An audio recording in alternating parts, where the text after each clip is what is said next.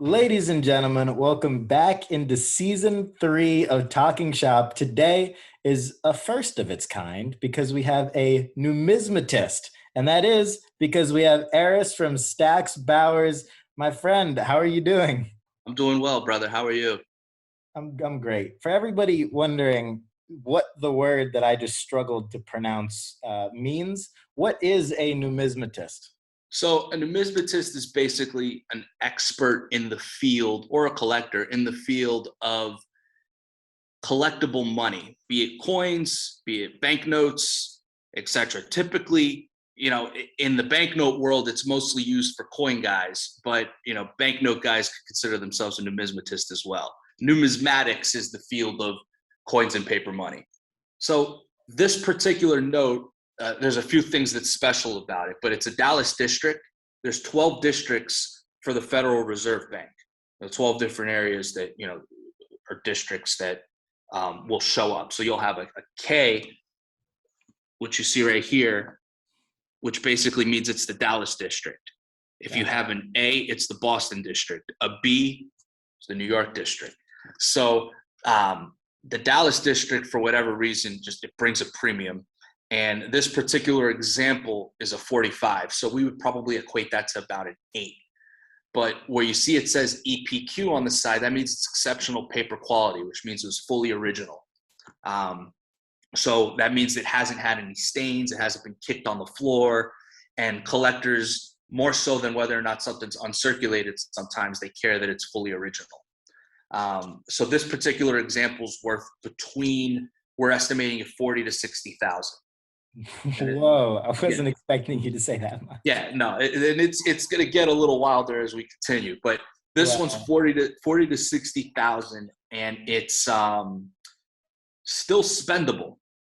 You could spend. I mean, you'd be a fool to spend Federal Reserve money, but all Federal Reserve money you could still spend. This right here, this is really cool. It's one of my favorite notes. This is a 1905 gold certificate. Whoa, okay. What? Yeah. So the story, you could go for days with the story of these, but the nuts and bolts are, it's called a Technicolor because it's hard to see with the glare here. My fault. But basically, it's got this like gold color, if you see it carefully, compared to like the plain white. So we call that a Technicolor.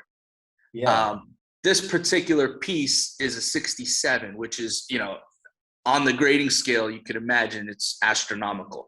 And you're not going to find 70s with these large size notes just because the margins it was all hand cut. So the margins are never perfect and you need perfect margins to get a 70. So 67 is pretty much as good as they come. Conservatively, we're estimating this one 80 to 120,000. And it'll probably exceed the high estimate just because of how clean, beautiful, and rare it is in this condition. And when were these printed again? This particular issue was 1905 is when it was circulated. And they did obviously print a lot of them back then, but most of them just haven't. They did. Just for context, this is serial number 40,433. So it's not that high. No, and when you think about what that was worth back then, a lot. And with all these older banknotes, and that's the important thing to remember, like when we're talking about this, $500 back in 1918 was a lot of money. So what did these people do? They turned it into the bank when it got remonetized and we had the 1928 series. So for something like the $500 bill, obviously that was worth a lot more than $500 back in the early 1900s.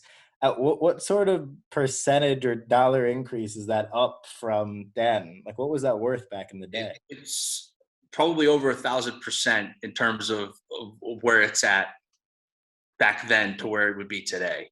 Quite a lot of money, which is why any type of high denominations were so sought after from collectors the moment it became a hobby. It was, hey, we need to get one of these because there's not going to be a lot of them out there. The cost to hold on to it back then, we're talking change your life money for a lot of people.